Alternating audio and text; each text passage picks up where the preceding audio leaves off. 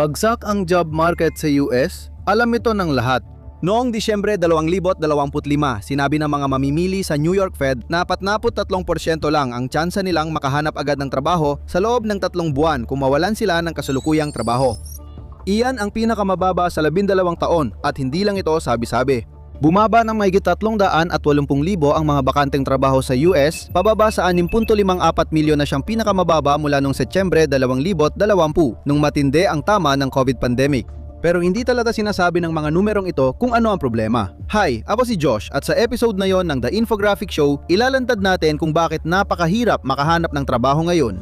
Kabanata 1. Taripa isa sa pinakamalaking dagok sa ekonomiya ng 2025 ay nang magpatupad ang US ng malawakang taripa laban sa mga karibal at kaalyado.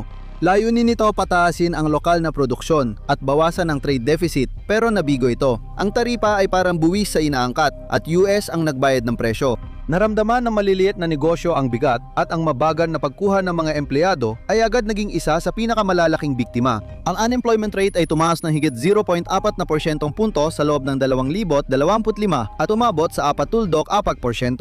Ngunit narito ang mas malalim na problema na maaaring mas malala kaysa inaasahan ng sinuman. Hindi naman ganoon kabihira ang mga taripa, isa ito sa mga pinakakaraniwang gamit na pang-ekonomiyang kasangkapan sa mundo, ginagamit ng bawat pangunahing bansa. Oo, maaring magulo ang mga bagay sandali, pero kadalasan bumabalik sa balanse at katatagan ng ekonomiya. Ang issue sa mga bagong taripa ng US ay hindi talaga matatag. Madalas magbago ang patakaran sa taripa nitong mga taon. Ayon sa bagong pagtataya, mas matindi ang epekto sa mga Amerikanong mababa ang kita, tumaas ang federal tax rate ng pinakamababang 20% ng 1.9 percentage points mas mataas kaysa sa mas mayayaman. Bilang tugon sa kawalang katiyakan, kadalasan iniiwasan ng maliliit na negosyo ang pagsugal. At ayon sa mga eksperto sa ekonomiya, ito ay isa sa mga dahilan kung bakit mahirap makahanap ng trabaho ngayon. Ayon kay Sean Snate, ekonomista at direktor ng Institute for Economic Forecasting ng Universidad ng Central Florida, walang matibay na dahilan para mag-hire ng marami ngayon. Iyon ay isang makatuwirang tugon kapag humaharap ka sa ganitong uri ng kawalang katiyakan. Sabi ni Dean Baker ng Center for Economic and Policy Research, napapansin ng mga kumpanya na ang pagtaas ng presyo ay nagpapababa ng kita nila. Nag-aatubili sila dahil sa taripa na nagpapalugi sa dating kumikitang pamumuhunan. Kadalasan, ang mga bagong empleyado na kailangan ng ilang linggo o buwan ng training bago makapag-ambag ay nagiging mapanganib ding investment. Iilang tao lang ang malamang na tama ng epekto ng mga taripa sa tsansa nilang makahanap ng trabaho ng kasing tindi ng humigit kumulang 2 milyong estudyante sa batch na magtatapos sa 2025. Noong tagladas ng 2024, optimistiko ang mga employer at planong mag-hire ng 7.3% na mas maraming nagtapos kaysa noong nakaraang taon. Pero pagdating ng 2025, halos nawala na ang pag-asang iyon, bumaba na lang sa 0.6%. Lalo pang lumalala ito. Masakit dahil dapat sanay ang mga taripa ay tutulong sa pagmamanupaktura sa Amerika, pero trabahong iyon pa ang matinding naapektuhan. Dahil tumaas ang presyo ng hilaw na materyales, nagbawas ng operasyon at ng tauhan ang mga pabrika. Ngunit hindi lang taripa ang salitang pang-ekonomiya na humahadlang sa iyo na makakuha ng trabaho ngayon. Kabanata 2. Inflasyon. Sa nakaraang 12 buwan ng inflasyon sa US ay nasa pagitan ng 2.3% at humigit kumulang 3%. Pero ang maliliit na numerong yon ay may tagong gastos na nagpapahirap sa mga pamilyang Amerikano at maliliit na negosyo sa pagkuha ng empleyado. Ayon sa payment processor na ADP, ang mga negosyong Amerikano na may mas mababa sa 50 empleyado ay sama-samang nagbawas ng 120,000 posisyon noong Nobyembre ng 2025 lamang. Mas mainam para sa negosyo na ang empleyado ay gumanap ng iba't ibang tungkulin kaysa kumuha ng bago kapag tumataas ang gastos, ayon sa isang may-ari ng maliit na negosyo. Karaniwan kaming kumukuha ng 10 hanggang 15 kada taon, pero ngayon 4 o 5 lang. Kitang-kita ang mas maingat na paggastos. Ang pagtaas ng mga gastos ay kadalasang nagtutulak sa mga negosyo na bawasan ang oras ng trabaho, kaya ang mga empleyado na marami sa kanila ay may iba pang trabaho ay nag-aagawan para sa natitirang oras. Habang hirap sa inflasyon ang maliliit na negosyo, nagtatanggal naman ng empleyado ang malalaki dulot ng sarili nilang ginawa noong pandemya. Noong 2020, sunod-sunod na kumuha ng mga empleyado ang mga kumpanya sa teknolohiya at kaugnay nito dahil takot silang maubusan ng bihasang manggagawa at mawalan ng kalamangan. Ngayon, nalulunod sa gastos ang malalaking kumpanya dahil sa sobrang empleyado, kaya nagmamadali silang ilipat ang gastos. Ano ang mangyayari kung ang hiring boom ay maging crisis sa gastos? Noong 2025, nagbawas ang Amazon ng 14,000 trabaho at noong Enero 2026 ay naganunsyo pa ng 16,000 trabaho na umabot sa halos 1/10 ng corporate workforce. Ang Pinterest ay nagbawas ng 15% ng empleyado at ang UPS matapos magbawas ng halos 50,000 trabaho noong 2025 ay nagbabala ng dagdag 30,000 trabaho na mawawala. Walang kakaiba sa mga kumpanyang ito, sumasalamin lang sila sa mas malalawak na kalakarang makroekonomiko tungo sa mas maliit na lakas paggawa. Hindi ipinapakita na magsasagawa ng sunod-sunod na pagkuha ng mga empleyado ang malalaking kumpanya sa lalapit na panahon. Taripa at implasyon ang pangunahing sumisira sa merkado ng pagkuha ng empleyado.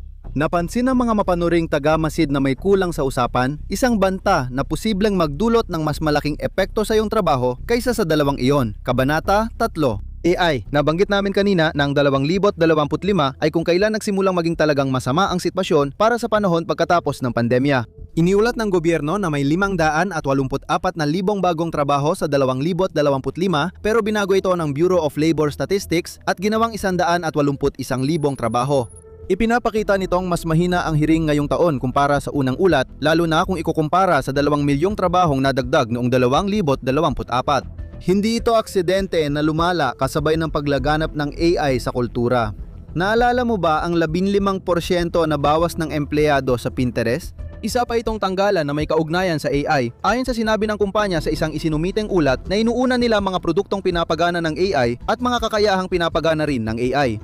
Kung nagtataka ka kung bakit pumangit ang Pinterest, baka ito ang dahilan. Hindi lang sila ang nakakaranas nito. Iba pang malalaking kumpanya sa teknolohiya at komunikasyon tulad ng Verizon ay gumagawa rin ng katulad na hakbang ilang buwan matapos i-anunsyo ng Verizon ang pagbabawas ng 13,000 trabaho noong Nobyembre 2025.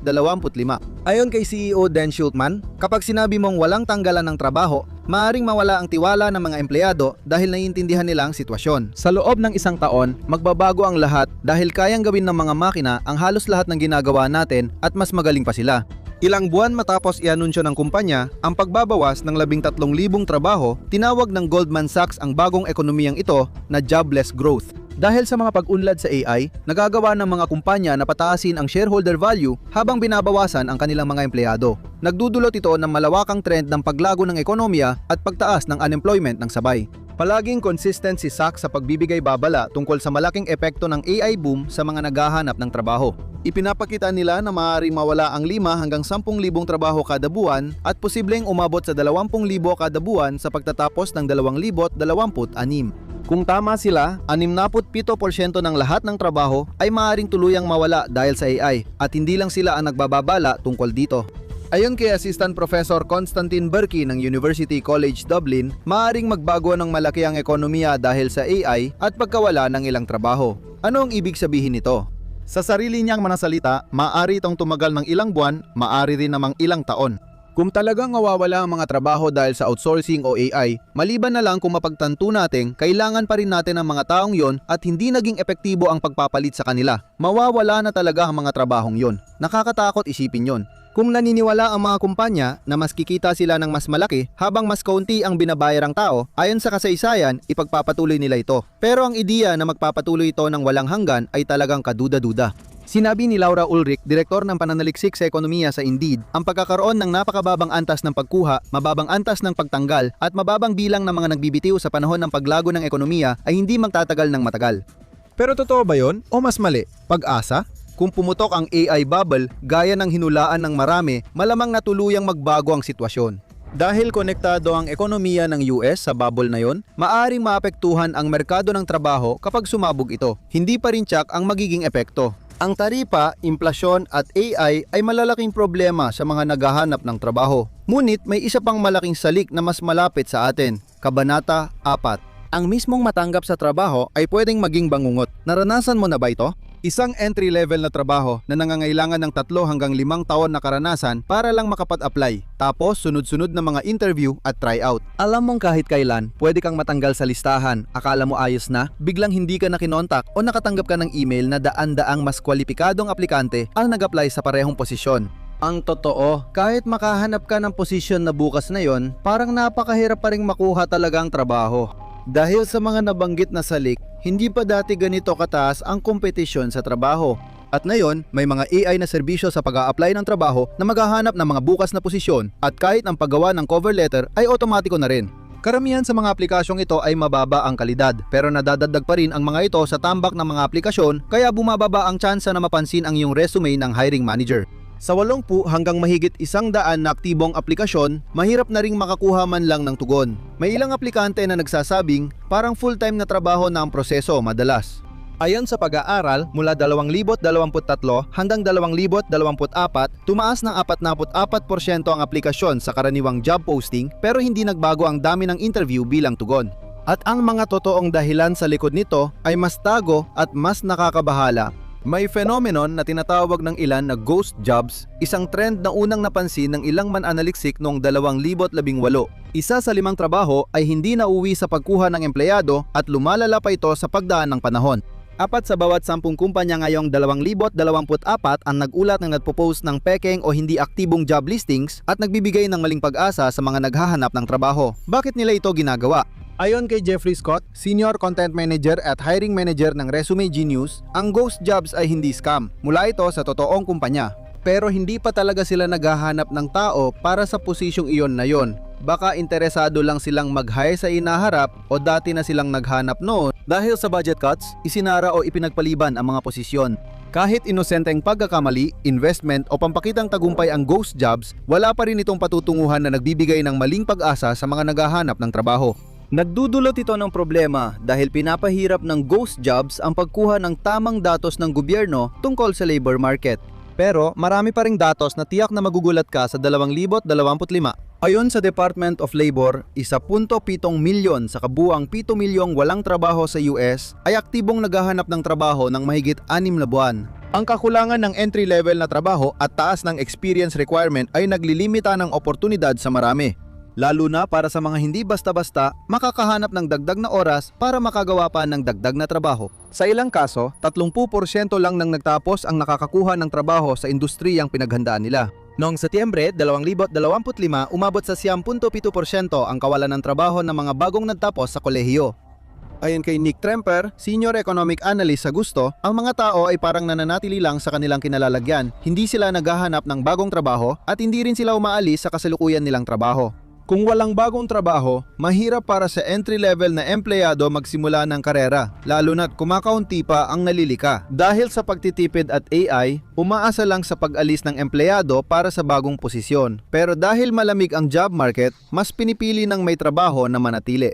Mas kaunti na ang nagre-resign ngayon dahil pinapahalagahan ang job security. Maliban kung tanggalin ang posisyon mo sa malaking kumpanya, mababa ang sansang matanggal ka sa trabaho. Karaniwang ayaw na maliliit na negosyo kumuha ng hindi mahusay na empleyado o tumaas ang gastos sa muling pagkuha.